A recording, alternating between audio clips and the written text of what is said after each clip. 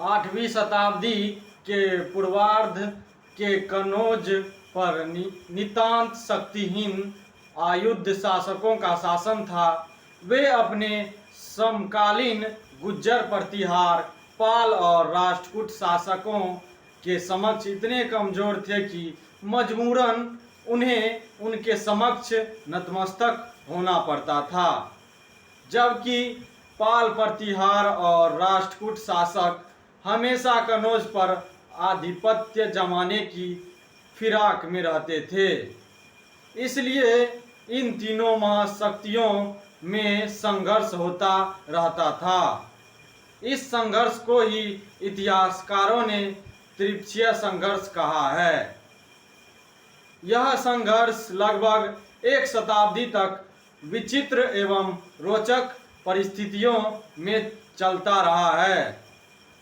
कनौज कभी एक शक्ति के आधिपत्य में आ जाता तो कभी दूसरी शक्ति के आधिपत्य में पहुंच जाता, पर लगभग 100 वर्षों के संघर्ष के बाद गुज्जर प्रतिहार अंतिम रूप से कनौज पर अपना अधिकार जमाने में सफल हुआ।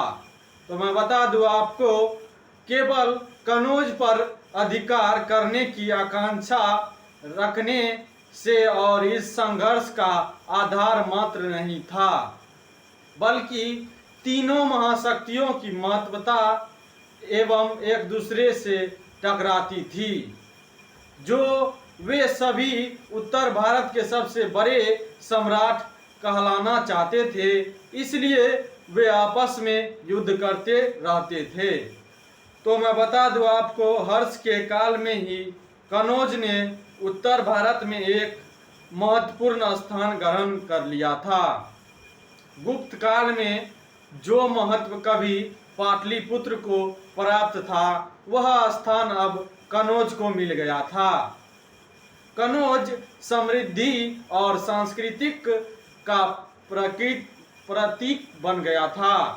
गंगा नदी के तट पर होने वाले अनेक कारण नदी मार्ग से होने वाली व्यापार की दृष्टि से उत्तर एवं पूर्वी भारत के मध्य एक महत्वपूर्ण स्थल था। कनौज गंगा यमुना के मध्य में होने के कारण अत्यंत उपजाऊ भी था।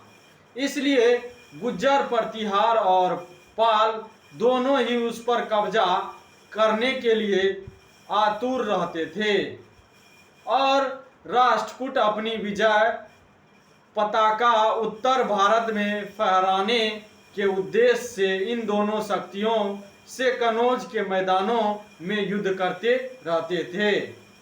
इस प्रकार उन्होंने इस संघर्ष को त्रिपक्षीय संघर्ष का रूप दे दिया था।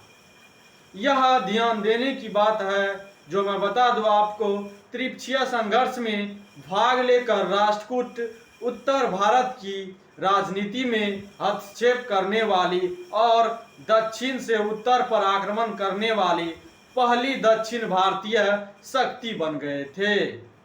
उन्होंने उत्तर भारत की राजनीति में लगभग वही भूमिका निभाई जो बाद में 18वीं शताब्दी में मराठों ने निभाई थी।